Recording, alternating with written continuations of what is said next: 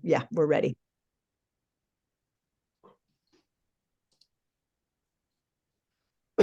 Welcome, everybody. I think Bobby's going to mute everybody, and then when it's your turn to speak, you can unmute.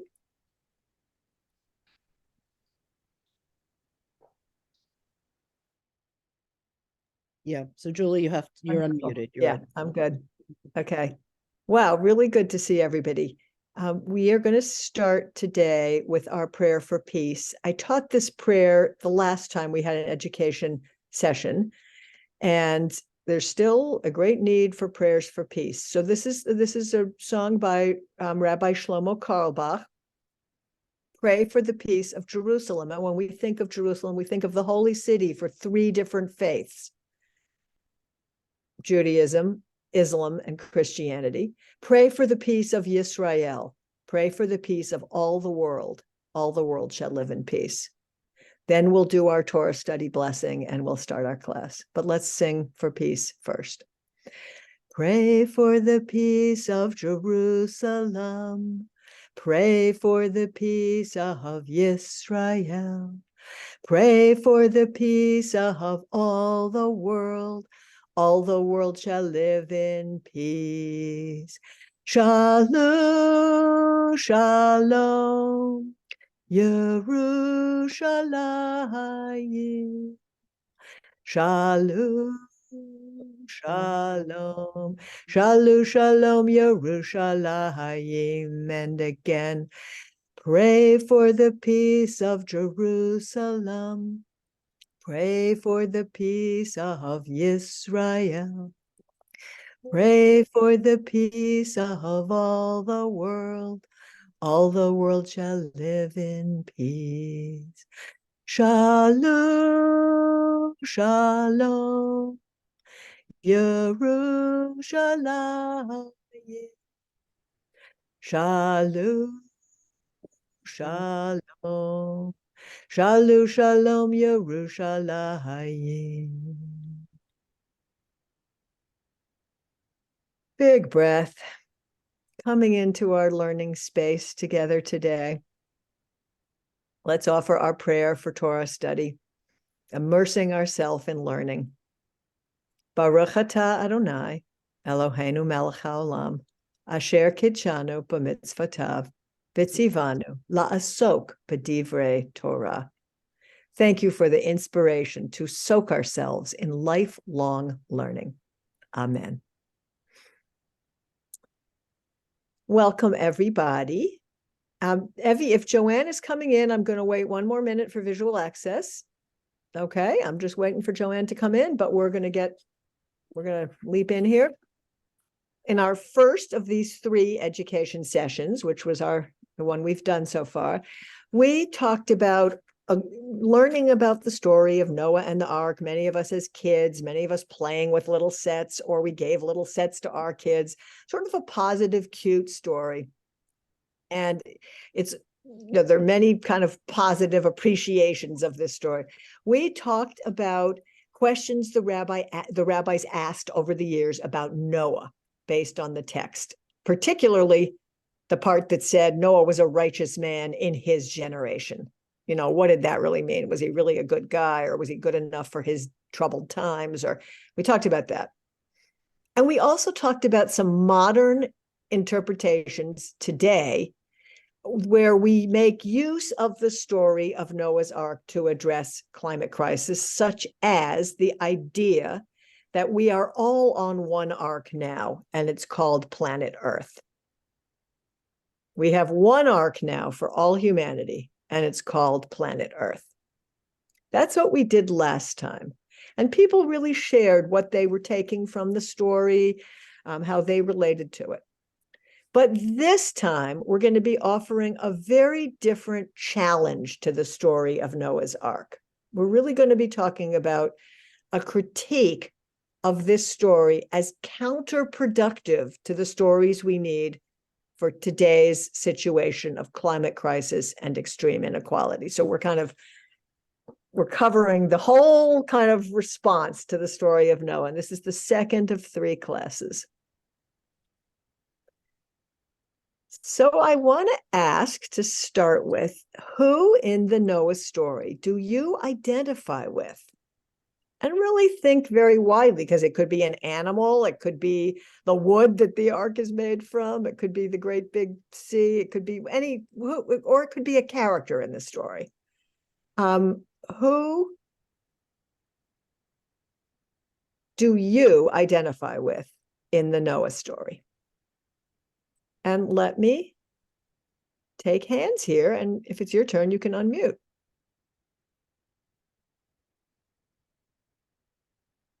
Obviously, with these questions, there's no right or wrong answer, because only you can know who sort of, who would you be if you were in this story? Any thoughts about that?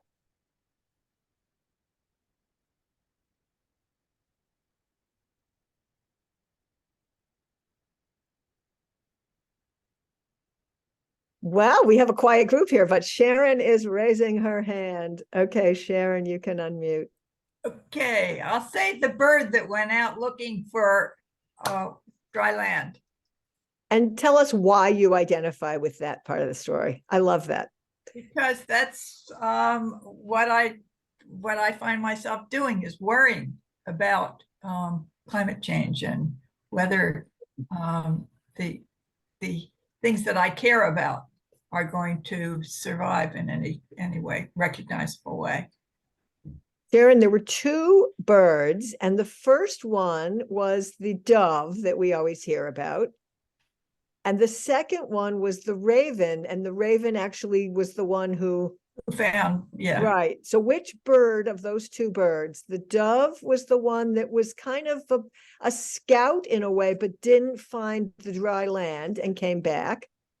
Well, I'm a big fan of ravens. Ravens, okay, because the raven was always considered a really kind of unpopular, low-level bird, but it gets the real kind of glory moment in this story. So it was a way of saying the least of us can play a pivotal role in the story. And I love it that you identify with the raven. Thank you for sharing that. Well, I like to identify with the raven because they're the smartest of birds. Native Americans also had a lot of respect for ravens. They understood that. Really interesting. Okay, so we got one raven, and anyone else could also be a raven. John, you can unmute. Yeah. Okay, I think about, I'm not identifying with them really, but you think about the people who weren't involved in building the ark. I mean, I can imagine people watching Noah build this humongous boat and saying, where there's no ocean, and said, what the hell is this problem? And he's trying to convince everyone that the destruction of the earth by water is coming, but they don't accept it. It's like a denial. They're in denial at the idea of the potential destruction of the earth and their lives, and so they, mostly because it is such a terrible thing to believe.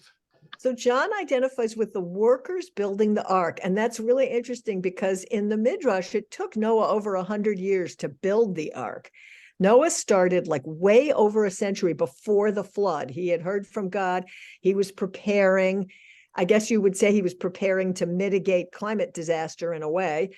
And he was cutting down the trees and making the timber that would be needed to build the ark. And I guess the workers were already, getting going on it. So John, I love it. And John, as a union man, identifies with the workers who built the ark. That's beautiful. Okay.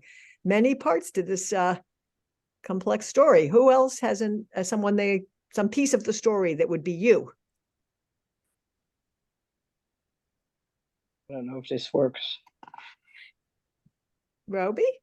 Yeah, I don't know if this works. I have my iPad on my. Roby, we can hear you and we can sort of see you. Who would you identify with in the story? Well, I wanted to go back to the birds. I so love the dove, because everybody understands the dove. The dove is all over the place when it goes about peace, and with all the troubles that are happening in the world, if I can see a lot more doves, maybe things will quiet down a little bit. I just love the whole story about the dove flying out, and I think he gets that little little green in his beak, and I've always loved doves. I have doves all over the place here. Thank you, Roby. You're a dove person. That's I'm great. a dovey Dove- person. And Yeah, the I'm dove going is to a great symbol of peace. Phil, disappear and stop thank you, video. Roby.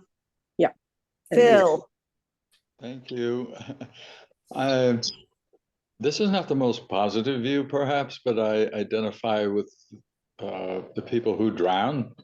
mm, I feel the powerlessness of us as ordinary human beings to do anything about these things. mhm. Now, if there were these people like Noah chosen by God to do it, great. But what about the rest of us? What can we do? Ah, Watch yeah. the news every day, and there are all these terrible things. And what can I do? I'm going to do little things, yes, but to make it different, to make it okay, I feel powerless. Yeah. Okay. Thank you for sharing that, Phil. Evie. I'm going to choose Noah's wife because I think she was also powerless. Noah said, "Come on, we're going to do this." And how would her voice stand up to this, even though she might be objecting? And it's not just for her own sake, but for her children and her descendants, whom she wants to protect. Mhm. So she might not agree with his decision, but she's washed right into the path. Okay. Thank you. Let's take one more.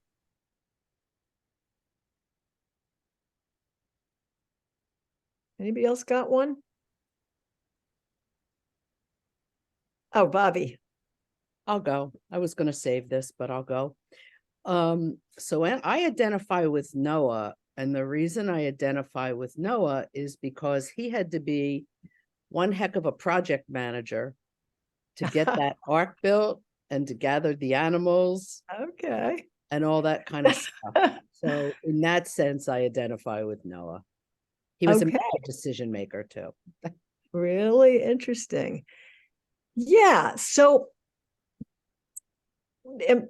picking up, I mean, I think all of those are really interesting. And as one of my family members says, everyone is being internally consistent. Can you kind of see that for who chose what here? I quote that all the time in my family, like everyone is being internally consistent. We are so who we are.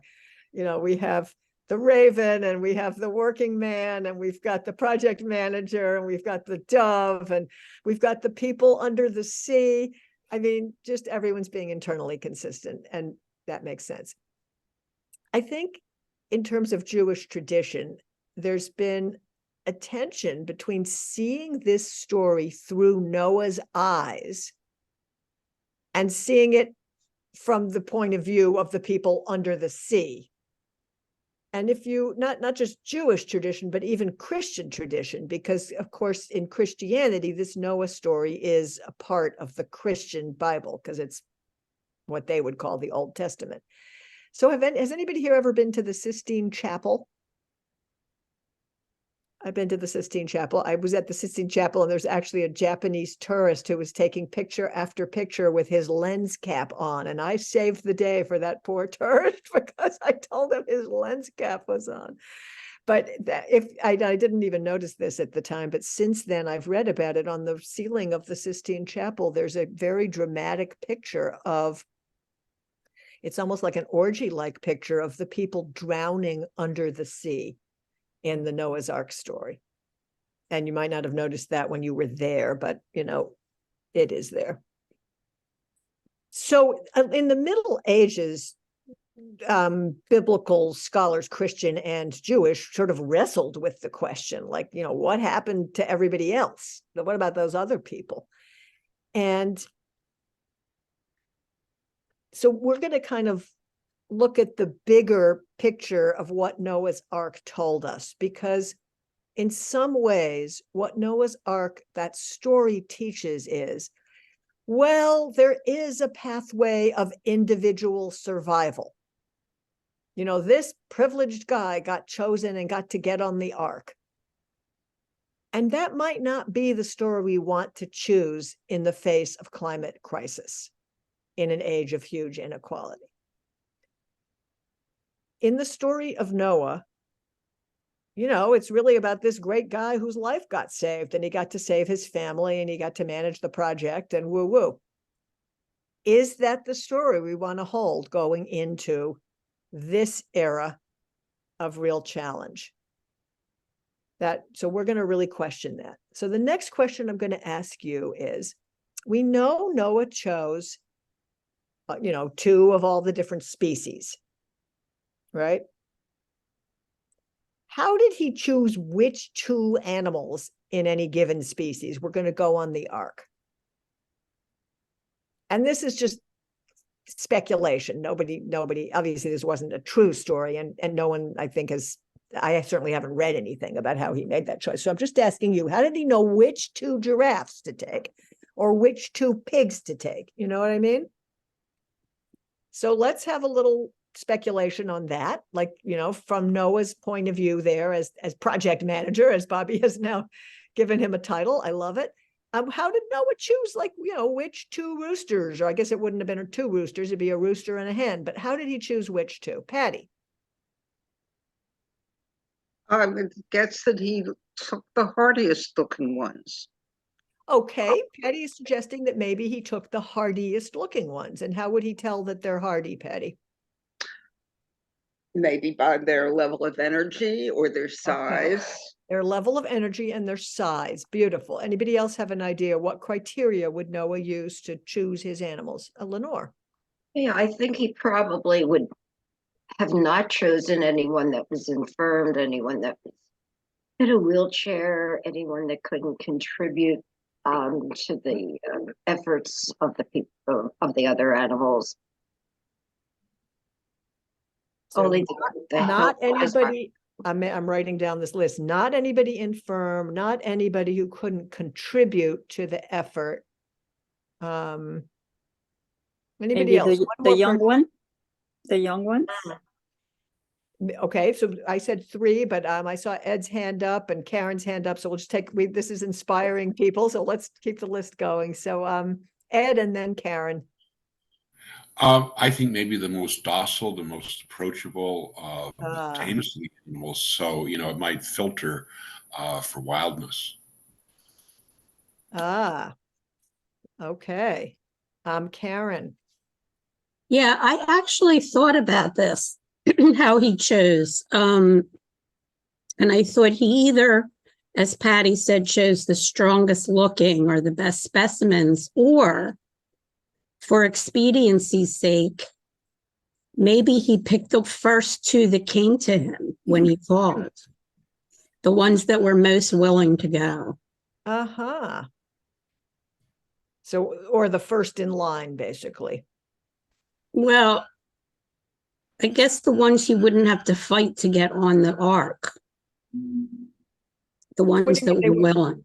They were willing. You wouldn't have to force them onto the ark. Right.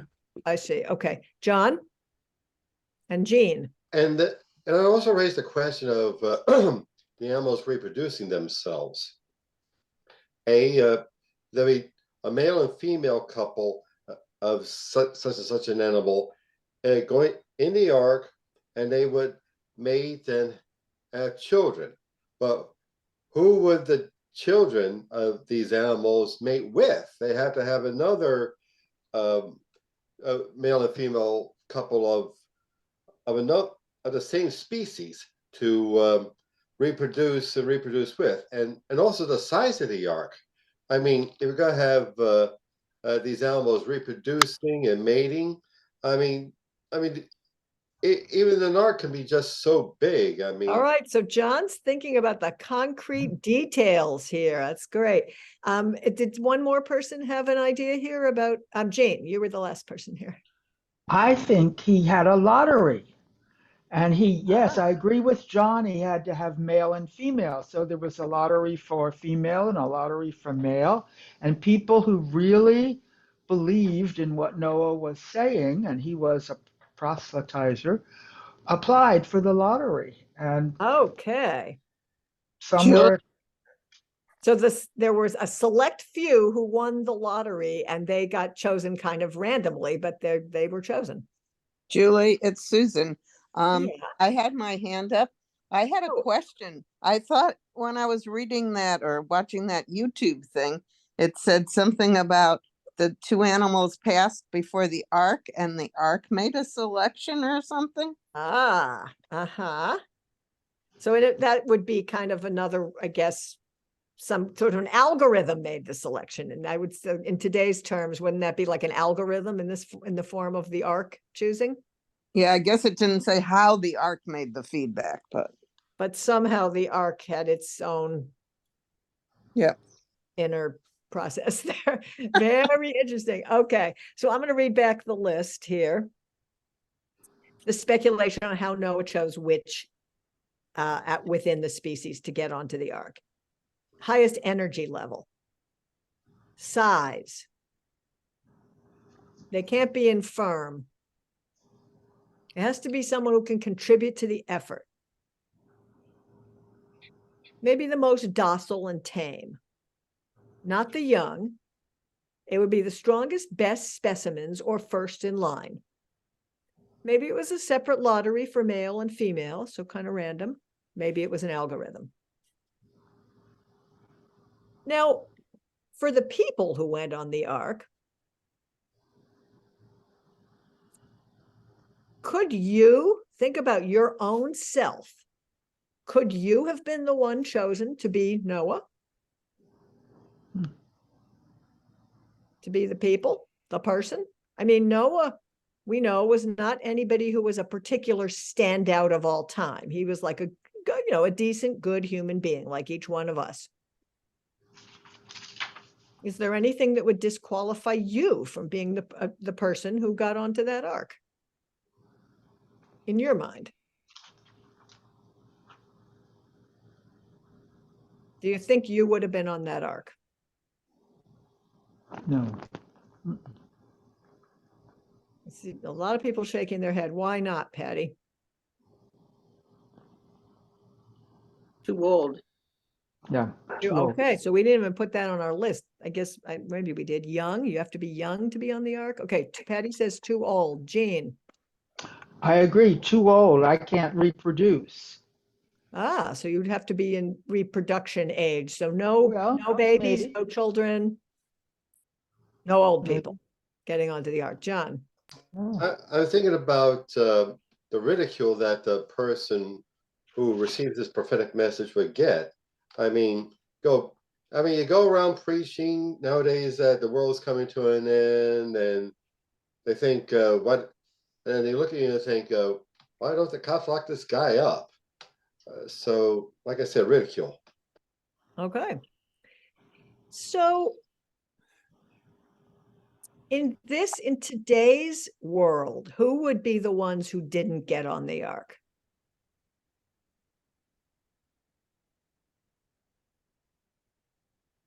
John, let's see if anybody else wants to take a turn here.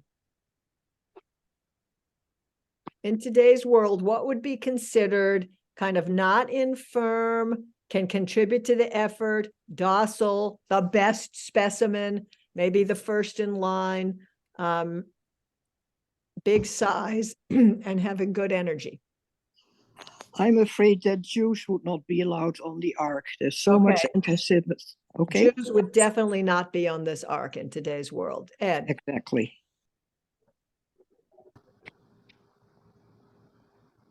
Ed, did you have one you wanted to say? Oh, you're on mute if you do. I'm just thinking it'd have to be, it would be Elon Musk. Elon Musk would definitely be on that ark, right?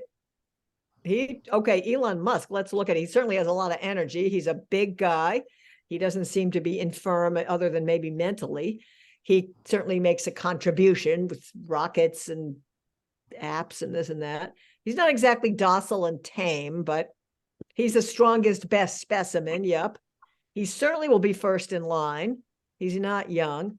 He will get himself into that lottery, even if it's rigged. So, okay, Elon Musk will be on the ark. Who else won't be on the ark in today's terms? Karen Zeitz. Yeah, anyone with any kind of disability.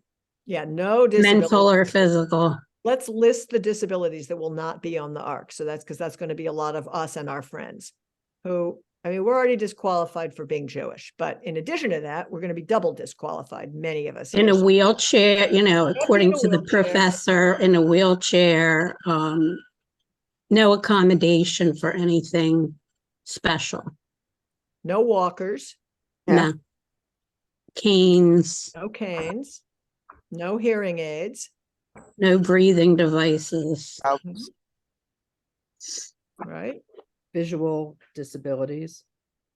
Right, hearing disabilities. right. Yeah, we're not gonna keep No, going. no blood sugar issues that have to be managed. Phil, Paul, whoever's got their hand up there. Phil, All right. Mhm. Go ahead.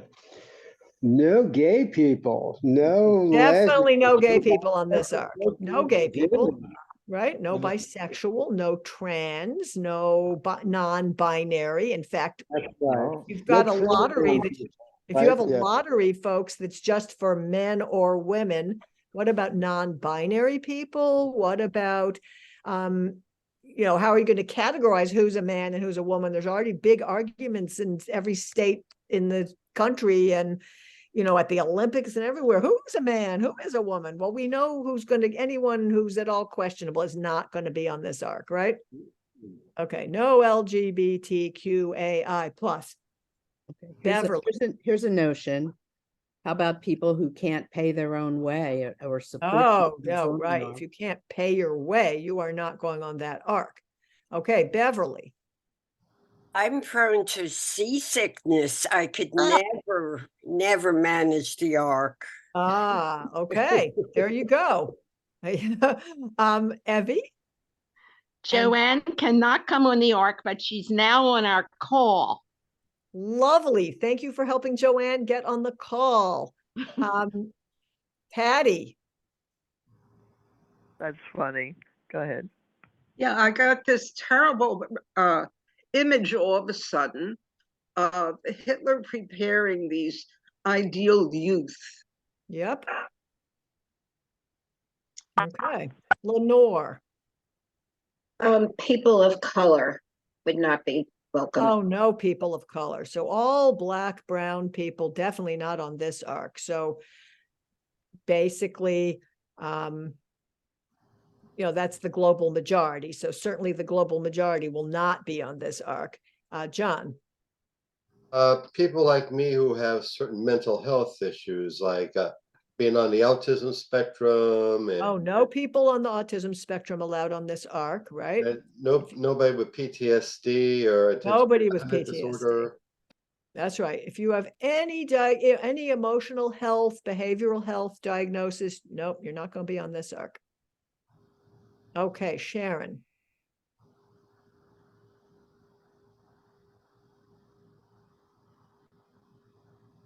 Sorry, there you go. Hear me? Am I?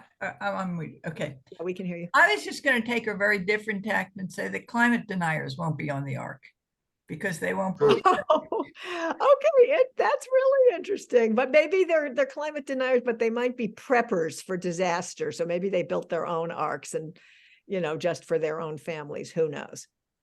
I see Ed's hand. I think Ed, is your hand up?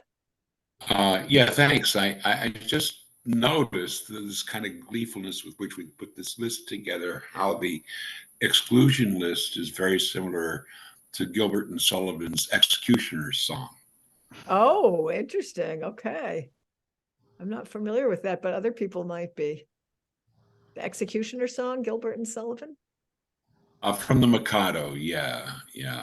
Okay, thank you. That's good. Okay, let anybody else, I can think of one nobody thought of here. I mean, maybe it sort of overlaps. Patty. No, not Patty, Maria. Oh, at the rate this is going, I'm just going to say anybody who's intelligent, well-educated, knows their history. No, okay. I'm going to say who can't be on the ark is anybody with HIV, with COVID, with any kind of current, TB, malaria, which is a huge proportion of the world at any given moment, or any other current malady. Okay, John? I just have to say that, I mean, when it comes to right back down to it, I mean, it'd be nobody in the ark. I mean, who doesn't have some physical or psychological disorder? Who isn't of one of these prohibited groups? I mean, Yeah, so we all- want to ask the question, who's choosing who gets on the ark, right? yeah, Is it an and no, algorithm? That's worrisome if it's an algorithm. Is it a person? That's worrisome. What if it's Elon Musk? Like, who's deciding who gets on the ark? And then, who passes whatever test that is? It sounds from our list like almost nobody, certainly not us. Now, the next question is that Rabbi the Julie, ark? before you go on, Joanne has her hand raised. Oh, okay, Joanne, you're on the phone, right? Do you know how to unmute on the phone? I think you push *6. I'm pretty sure that's true. Or Yeah, I think the football Oh, yeah, you're players and good. the baseball You are players. unmuted. You're unmuted. Why don't you speak, and then I'm going to do visual access for just a minute. Okay, the football players and the basketball players and the baseball players, they can get on. Well, I'll tell you, some of them are gay, some of them are black or brown, I don't know. Some of them have disabilities and injuries. Yeah, but not everybody's going to admit stuff. Just like when we came over on the boats, people hid stuff. Okay. So interesting. All right, I'm going to just pause for a moment of visual access here. We have about, I think maybe 27 or 28 people in the Zoom room. And we started with a prayer for peace, and then we did our Torah study prayer. And we talked first about who do you identify with in the Noah story. And now we're talking about, then we talked about which of the animals would have been chosen to get on within their species. We made a long list of the qualities that you would need to have to be chosen by Noah to get on that ark as one of the pair of each kind of animal. And then we're asking, would you have been chosen to be on this ark? And we've made a long list of who would not be on that ark in modern times. It would pretty much include everybody in this room, because there would be no Jews on the ark, today's ark. And why not? Because if we're deciding about who's excluded in different ways and targeted in different ways, because that's not who's going to be on the ark. And we're asking the question, is the story of kind of a dominant species, best specimen survival story of like elite survival, elite exclusive survival, the story we do want to be telling in an era of climate change and of climate crisis, really? And if it isn't the story we want to be telling, what story do we want to be telling? So that's the big question we're going to be talking about this week and in our final session. But I want to share some really interesting midrash that touch on some of these things and bring in some of the ideas of Julia Watts-Belser, who's our author who's shaping a lot of this series. Thank you. There's a wonderful midrash, which I'm going to see if I can pull it up at this moment so that I can be looking at it, that I want to share with you. I have to make you a co-host to do that. No, I'm just going to say it. I'm just going to speak it, but I want my own notes in front of me if I can open them. Okay. So a bunch of rabbis were discussing like what happened in the case of the unicorn, because the unicorn was so big, they couldn't imagine the unicorn fitting on the ark. You could kind of see how the rabbis chose a fanciful, speculative, imaginative question to ask, but they're asking a bigger question. They're asking the same question we're asking about what about the people who don't fit on this ark? So their conversation was about the unicorn. And one rabbi says, well, they first decided to try to put unicorn cubs, because maybe they'd be a little smaller than a full-grown, massive, huge unicorn. So they'll take the cubs, but they tried to put the cubs on the ark, and even the cubs were too big. So that wasn't going to work. So one leader suggested, let's just take the unicorn's head, not the rest of it. So they tried to take the head of a unicorn, and that was too big to fit on the ark. So another one said, how about just the tip of its nose? Nope, too big. Well, they suggested, we'll make a pen by the side of the boat, and the unicorn can swim along by the side. This is probably the earliest story of accommodation for any kind of difference in our religious texts. They made a special kind of encasement, and they had the unicorn swim along by the side of the ark and be fed over the side every day. So that's kind of like the rabbi sitting around thinking about how Noah problem solved about difference and how you deal with this question of who doesn't fit and who is not included, was the unicorn question. Anybody have a thought about that midrash? Patty has a thought. And Joanne has a thought. No. Yeah, but if for 40 days and 40 nights, I don't think that the unicorn could swim that long, whereas the other animals, they're being carried along through this. So it would be a very different experience having to swim. Good point. It would be really quite adequate. Joanne and then Phil. Can you hear me? Yeah, we can hear you. About now? Yeah, we can hear you. No. Okay. I don't have a comment now. I have a comment later. Okay, well, let's go to Phil then. Thank you. I just want to get back to the issue of the accommodation of any of the animals on the ark, because the whole story to me just shows man's hubris in believing that he is superior to all the other animals and not really a part of the web of nature. Because what does it mean when you feel like you can control the entire situation for all of the species on Earth, and they have to do what you say they have to do? That's one thing. And the other thing is, if you were to be realistic, you'd need an ark that reached to the next star system, because there's millions of species of bacteria, for example, millions and millions. Oh, right. Yeah, good point. Each one needs a small but significant little space, plus beetles. There's hundreds of thousands of beetle species. What did he do with all of them? They take up a considerable more space than bacteria. Really good points. I'm going to comment, Phil, I'm going to comment on your comment in two different ways. Starting with the question of sort of human dominion, man's dominion over nature, which, that's a really important observation there. And to say that just another way of thinking about that valid concern is that humans actually have something special to contribute, which is our consciousness and intelligence and future planning to address something like climate crisis.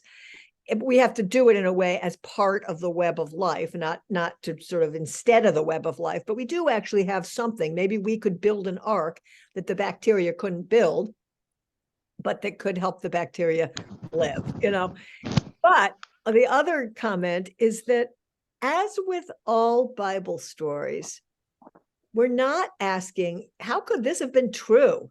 You would have needed, 25 football fields of an ark, and even that wouldn't have been enough. You basically would have needed a planet to take all the interconnected bugs and bacteria and species and human beings.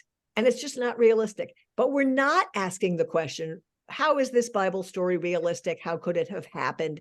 Instead, we're asking, what can it teach us? All the Bible stories are kind of mythic. None of them are very realistic. Like the ages some of those characters lived to, 970, or that Noah was even building the ark for over 100 years. It's not that it's realistic. It's like, what can it teach us? And something about, I think the question about thinking about the beetles and the bacteria, yeah, like life wouldn't even work without all those decomposers, and, you know, a quarter of life on Earth is beetles.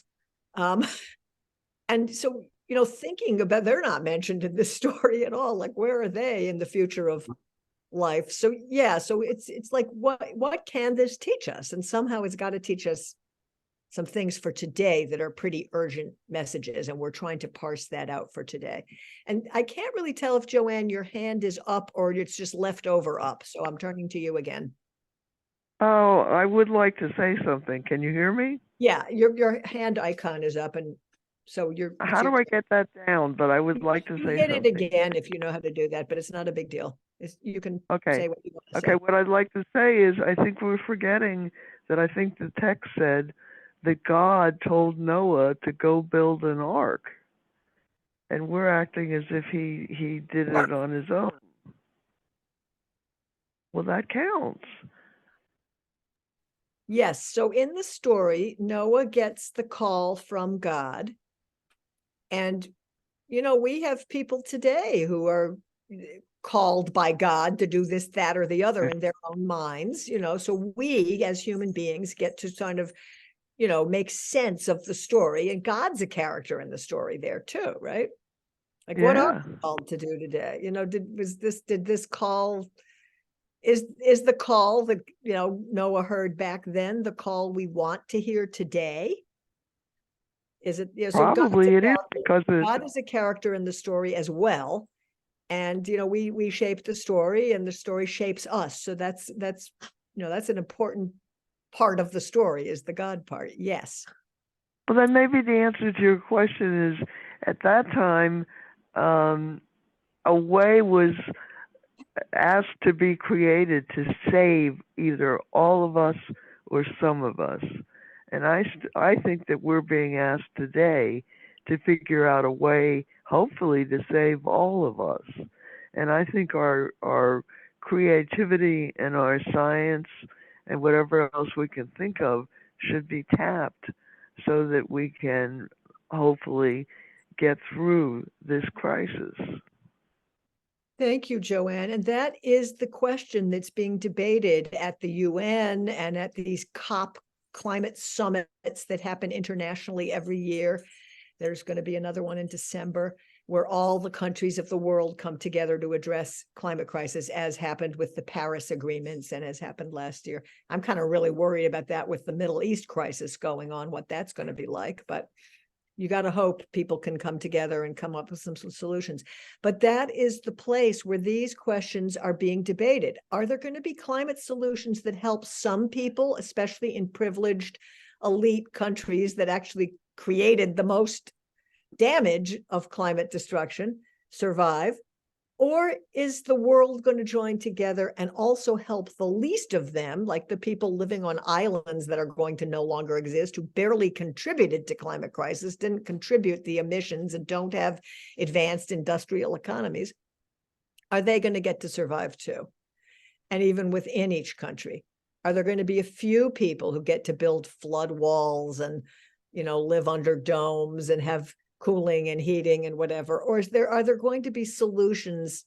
Really, there will have to be multiple types of adaptations and reductions and changes and everything that work for everybody, even in one country.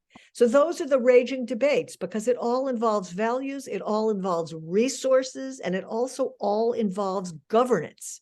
So if you can't get your political system to work to actually govern, it's hard to do these kinds of things, even if somebody thinks them up. So let me pause there for a minute. I see Lenore's hand.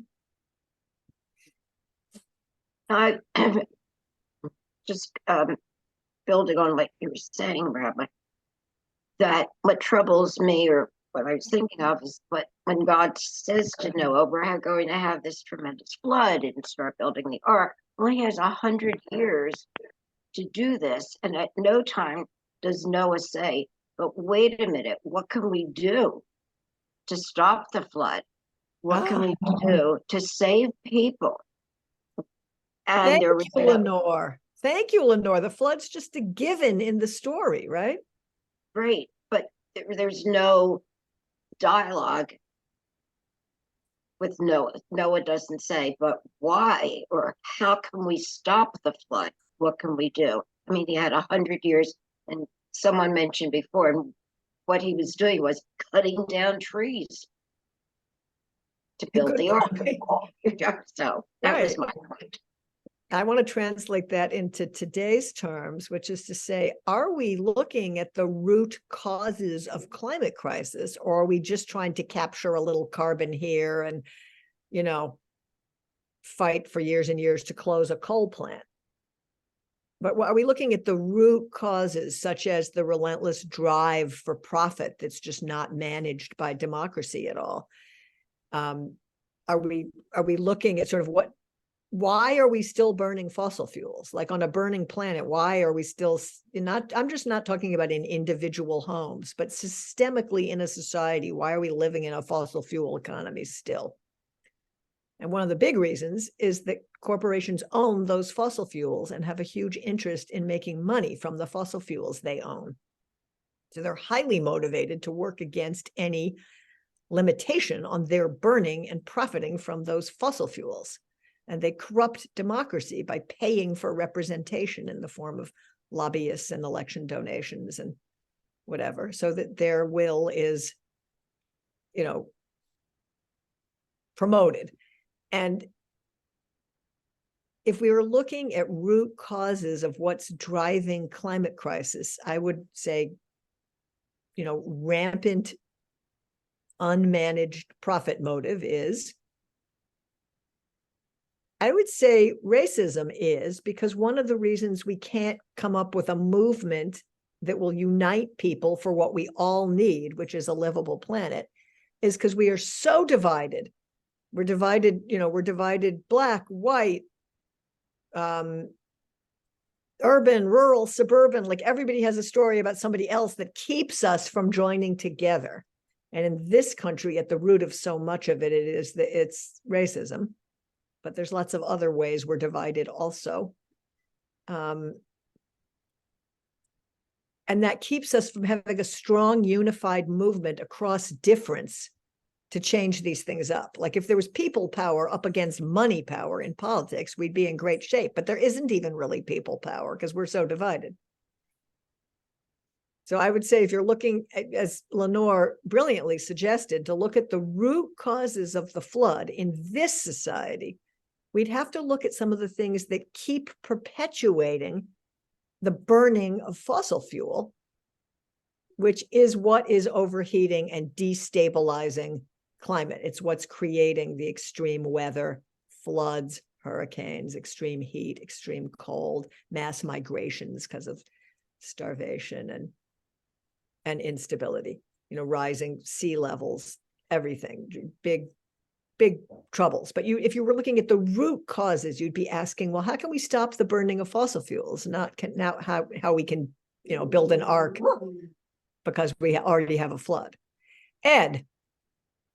Yeah, thanks, Rabbi. I guess to delve a little lower into the root cause, I think dread of scarcity is the root cause that causes our divisiveness. And after all, it's been this industrial revolution that has really alleviated our dread of scarcity and the reality of scarcity so much. So, you know, I think the root cause is this tension between passive dependence on these technologies and going beyond them.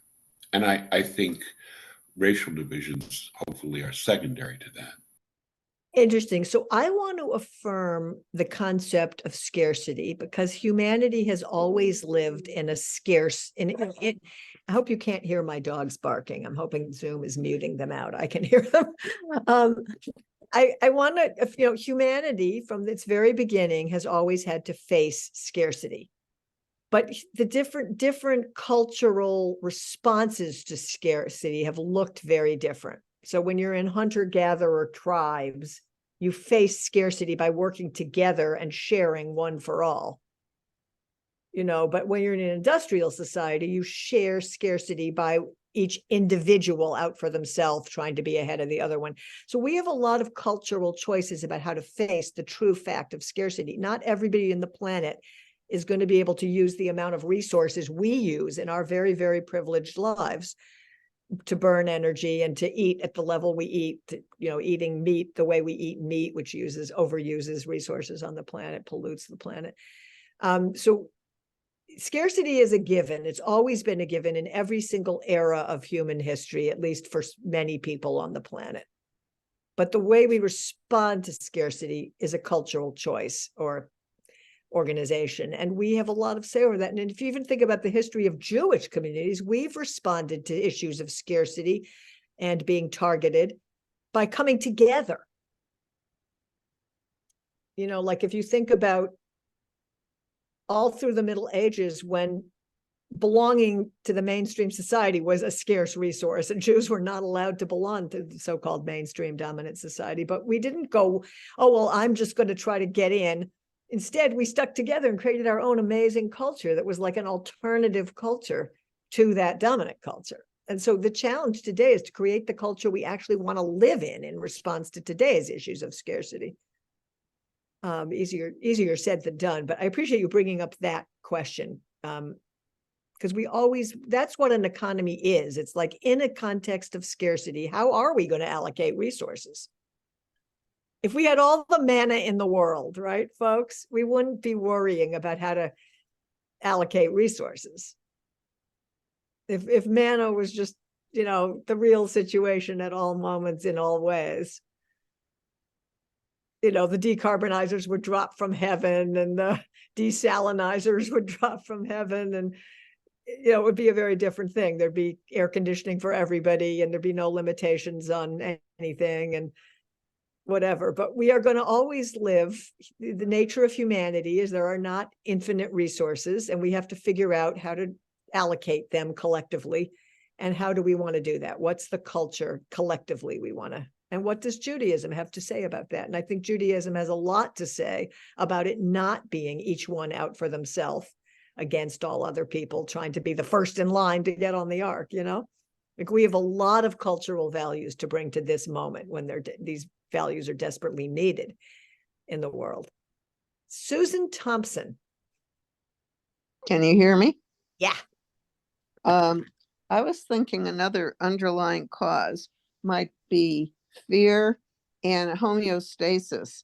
People are used to the things that they know.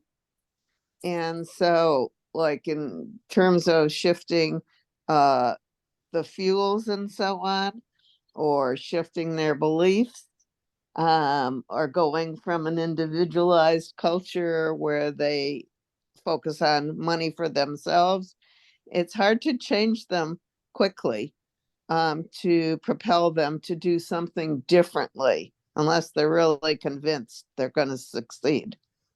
That's a really good comment. And in a world where there's an inadequate safety net for people, it propels people to be, I'm out for myself, I'm going to protect my family. So I think what Susan's saying is to address that fear and help people, have the sort of energy and will to burst through a homeostasis. We have to make sure there's a better collective safety net. We have to make sure that nobody has to live in fear of having their energy cut off in the freezing winter or living in 120-degree heat in the summer. Otherwise, everyone is just out for themselves. Like, I'm going to get my air conditioner because I'm not going to live in the 120-degree heat. There have to be systemic, collective, societal ways to help people not live in fear so that we can work together for solutions that work for all of us. If you think about it, well, let's take a few more comments there. Shirley, you can unmute. Can you unmute, Shirley? Yes. There you go. Yes. So to reflect upon a comment that was made a bit earlier, you can see the cultural bias at work in catastrophes that we have had. You think about New Orleans, who was rescued, the strong people, who was left behind, the elderly, the frail. You can think of this in terms of countries that are ignored because they're seen as less valuable places, Puerto Rico. Yeah. And we could go on and add to this list.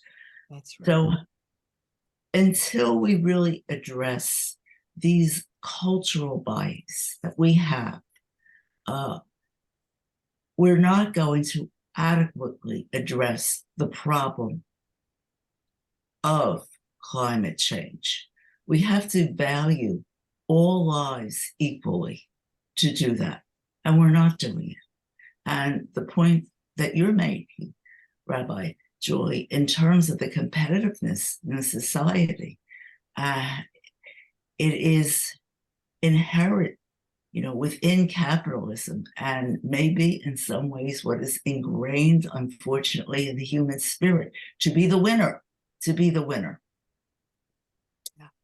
So I want to lift up something that Shirley's saying and using some in a slightly different way, which is to say that climate crisis gives us an enormous opportunity to get it right this time, because we know we have to make great big societal changes. So let's do it this time in a way that does include racial and economic justice, that does include all the people in different parts of the world and different parts of our own country and different rankings on the hierarchy of whose life matters.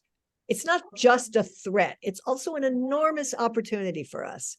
And we need to sort of meet the moment in a way where we as human beings are doing the best we can do. That's in terms of who we vote in to make decisions, in terms of, all of the different choices that we make. And so I want to add one more other idea, and this is from Julia Watts-Belser's teaching. And those of you who watched the video that I assigned for this week, know that she is just an incredible disability rights Jewish scholar activist. She lives her life in a wheelchair. She runs the Disability and Climate Center at Georgetown University, in addition to many other interesting things she does. But put those two things together, disability and climate justice. That's really an interesting combination. And one of her teachings is that discrimination precedes destruction. Absolutely. If you look at the world right now and look at who's being left out, and imagine when we're in a severe crisis and it's a destructive extreme storm or extreme flood or whatever we're facing at that moment, extreme heat, who is not going to fare very well? It's that whole list of people that we just made at the beginning of this session. It's us. Now, some of us have protective factors, like if you have more money in a crisis, it's probably better than if you have less money, and there's different kinds of privileges, but ultimately you need a society that actually is going to work for everybody, for it to work for anybody. Like, it's not going to help us if there's hordes of marauding people because there's not enough to eat.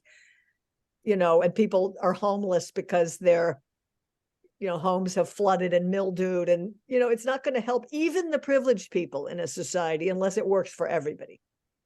Like, just play that out. It's not going to help anybody if there's, diseases that are raging because of the effects of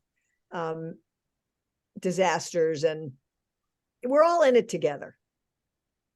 There's no individual solution where you could just say, well, I have all these privileges and I'm going to go. I mean, there are people who try to do that, who are literally building bunkers out in the desert and they're stocking them up. But it's like, well, how are you going to get grocery refills? And like, this just isn't realistic. I think I've told you about my friend who is sort of a climate denier, my one and only climate denier close friend.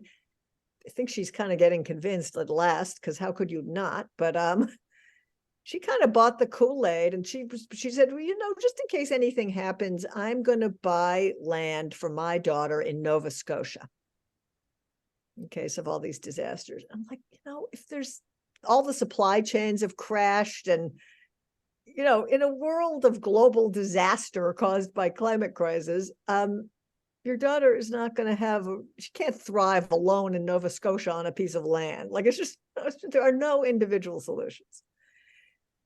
And I just want to say that the call is really to start getting these justice issues of inclusion and respect and resourcing right now, not wait for when we're in total crisis. If you think it's hard to solve these problems now, believe me, it's going to be way, way harder to solve them when we're in an emergency state, like we're in the 40 years of flood, you know, so to speak.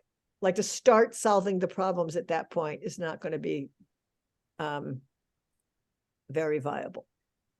And so right now, according to the vast majority of the scientists of the world in the latest UN IPCC report, we have about 6 years to have carbon emissions without setting off exponential changes that just are then cascading, like the icebergs literally melting, sea levels rising 20 feet, the 20 biggest cities in the world not existing because they're all on the coast.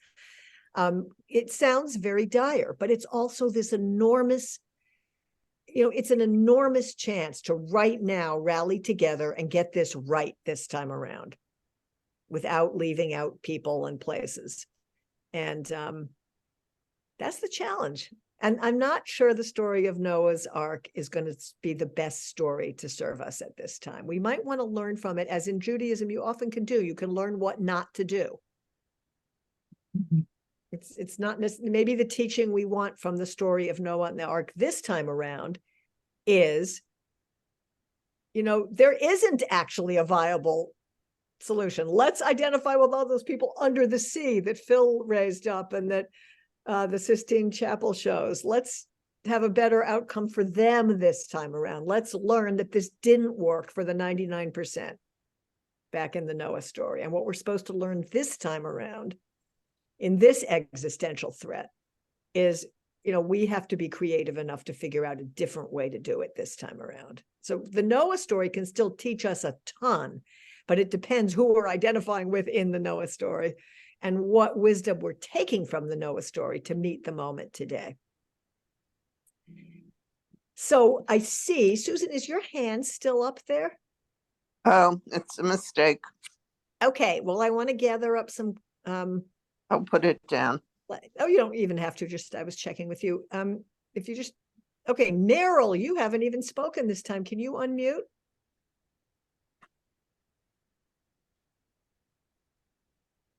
I am muted. Yeah, you're on up. No, you were unmuted for 1 second, so we'll do whatever you just did. There you go. I think you're Okay. good. Yeah. I know people who have bought Teslas, you know, because of the climate change, and the problem with these cars is the people haven't figured out how to repair them yet. So people who have bought hybrid cars are having difficulties with, if they break down, people need to know how to fix them. But that's an issue. But I know people who have bought in advance cars that are that will use electricity for small trips and maybe fill up gas just for Yeah, so Meryl's actually raising an important issue, which is that we're in an enormous transformation. We're in a big transition, and there's a lot of moving puzzle pieces to it, right? We need to have the repair people. And while we're doing this transformation collectively in society, the equity concerns are what we as Jewish people, drawing on what we've learned from the Noah story, can bring to the conversation, the equity concerns. So while we're thinking about electric vehicle chargers, let's think about investing in public transportation also. Not everybody is ever going to own an electric vehicle. In fact, vast swaths of the population are never going to own an electric vehicle. And that's true for the entire world, and it's true for this society. So let's think about public transportation. Let's invest in public transportation to make it green and safe and frequent, and to have disability access in all different ways. Liz. I love what you say, and I'm of course very much trying to be active in equity issues and environmental issues. But my issue here is that our ability to critique the story of Noah. It's like, so many of the people in the United States want the story of Noah that's the original to have a literal fundamental reading of the text. And I'm torn. Are we allowed to just say, no, let's get rid of this story because it doesn't serve anymore, or let's reinterpret it into bits until it doesn't mean what it had originally meant. And I guess I want to be able to do that, but I feel a little anxious about it. Yeah. Liz, I can really relate to that question. That's a hugely relevant question right now in the world, because there's such a contest right now between what's the story that we want to be living into. And so my hope is that the kind of language of biblical myth is actually a helpful connector between, like, say, evangelical Christians and, radical climate activists, because it's not like throw out the story. It's more like, let's critique what's been taken from the story, and let's see if there's maybe a different teaching that today comes from the story for us, but you're still taking that text. You're almost like valuing it as a language for communication, not to cast it out. But I think I framed this a little bit. I think I'm sort of fine tuning my own framing, which is to say it's not really about critiquing the use of the Noah story. It's more like critiquing what's been traditionally taken out of the Noah story. Like, I think using the Noah story possibly as a language of connection with people across faiths and in different ways, but it all depends what you're taking from it. So it would have to be sort of a robust dialogue about, like, what is the story you're extracting from there. And the story I'm extracting from today, I think we probably collectively is that we need an arc that actually works and includes everybody, works for everybody, includes everybody. And, there's all sorts of ways to join with people, because, like, the people in the rural areas are definitely not going to be on the ark. The rural areas, the rural areas, actually, a lot of them don't even have broadband access, and there's not going to be opioid addiction treatment on the ark. I mean, those places need a lot of care and attention, and they actually get a lot of investment, but they're not feeling like they're thriving at all. And so, I don't know, there's ways to bring difference in through connection around a story that's biblical in origin. I hope. I don't know if that's true, but I think your question is very, very good question. And we're going to run out of time in a minute, so I'm going to take two more comments here. Paul? And then Bobby. This is it's important. I really appreciate what we're hearing, but when I was a kid and I heard the Noah story, I believe it gave me hope. First of all, I didn't hear about all the drowning. They edited that out because it was a little bit dark for kids. But I heard that, and you saw the animals 2 by 2 going onto the giant ark, and I never thought how big the ark was, but I just saw it. You had Noah and Mrs. Noah and their family, the mishpucha, and you had the animals, and they were even little, maybe mosquitoes. I swear I remember all that.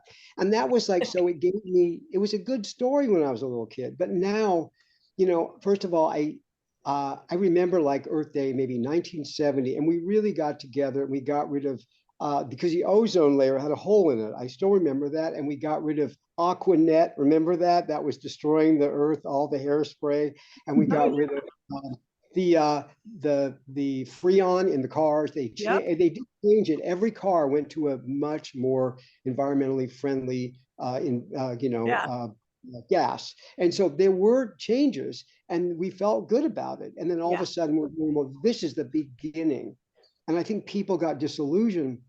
And now for most of those 50 years, I've been hearing, we better get on the stick. And now I'm seeing that if 50 years has gone by and they can't even, I have to go outside and look at the weather the second I leave because it changed differently than the people on the TV tell me. So they can't even quite tell me the weather every day. So I'm really, what my hope is, believe it or not, with young people, because hopefully they're understanding, like I did at Earth Day, how important that was. I don't know. I love what you're saying. I just don't know if I can mobilize all the other Altacockers around me and get this done, but I do appreciate it. So I don't want to be left with sadness about it, because hope is a wonderful feeling to believe that there are people on it. And I was listening to Pete Buttigieg the other day, by the way, just an amazing discussion about transportation and the environment. And he is on it. So this guy gave me hope, because he was really talking about how if we don't think about not just electric cars, but about public transit, and about really improving every major artery with all the ways that we can improve our mobility, and that will impact positively the climate. So he gave me hope, and I'm looking for anyone, that young woman, that Greta Thunberg, whatever. Oh yeah.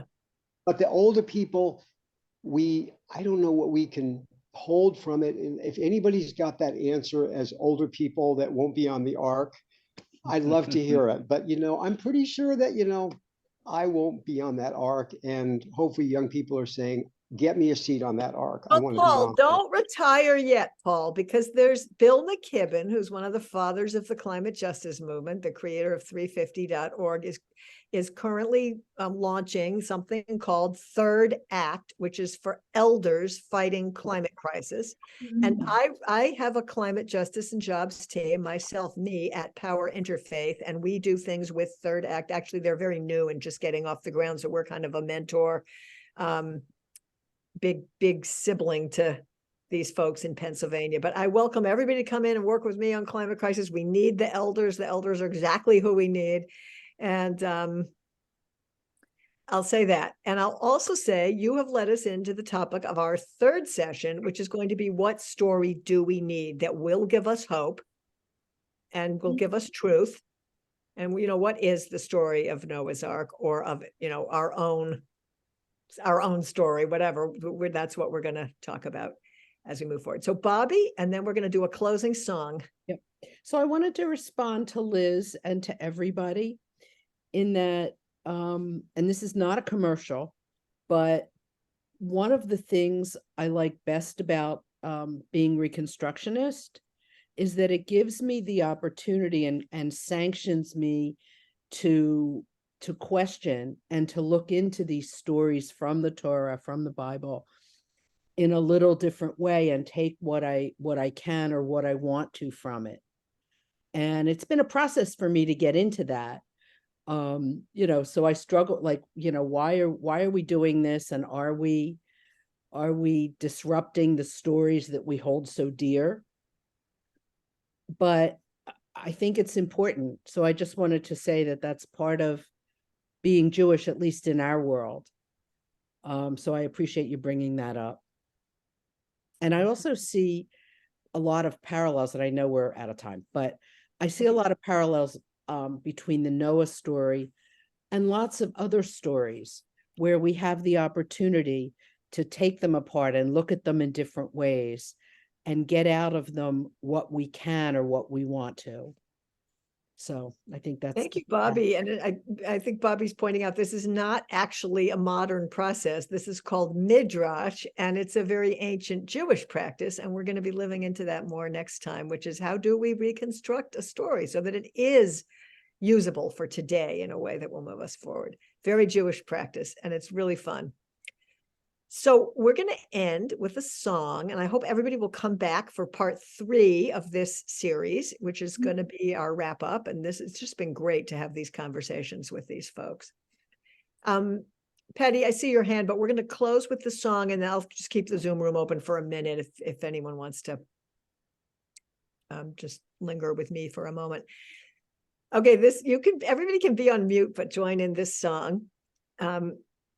God said to Noah, we're gonna build an arky. God said to Noah, we're gonna build an arky. Build it out of birchy, barky, children of the Lord. So rise and shine and give God your glory. Rise and shine and give God your glory. Rise and shine and give God your glory, children of the Lord. So Noah, he built an arky. Noah, he built an arky. Built it out of Birchy, barky, barky children of the Lord, join me. So rise and shine. Give God your glory, glory, rise and shine. And give God your glory, glory, rise and shine. And give God your glory, glory, children of the Lord. The animals, they went on by twosies, twosies, twosies. Animals, they went on by twosies, twosies, twosies. And they learned about the birds and beesies, beesies. They come off in threes, but I'm getting a little mixed up in the song. They go on as twos. They learn about the birds and beesies. They come out by threes. And then we rise and shine again. So thank you all. This has been a wonderful discussion. I'm going to just linger for a minute.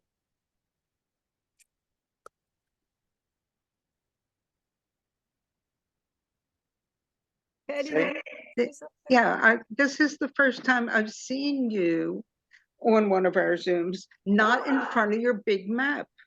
Oh, because I am at my sister's home. You're seeing me with a different background. That's right. Actually, Bobby, we should figure out a Lev Ha'ir background, for the virtual backgrounds. There must be some picture we could. Yeah, the problem with virtual backgrounds is if you move your head. Oh, yeah, it's weird. Yeah. So I Yeah, don't. you're right. Yeah. Anybody else have a closing comment here? No, this was fun. Are you cold? Yeah, I'm freezing. My sister keeps her house at like 62 degrees. It's freezing. Oh, man. All right. Well, everybody have a really great Thanksgiving. Yes. Yes. Stay safe. Stay away from COVID. There's tons of it around. Oh my goodness. I will not see you at Shamanu this week because there's family hordes, but everybody really enjoy being grateful in your own lives for what your abundance is with whoever you are being abundant with. But we will have Shimano on Wednesday for those who can be There will there. be Shamanu. You can be abundant in Shamanu. Lots of love, Thank you. everybody. Bye-bye. Thank you all.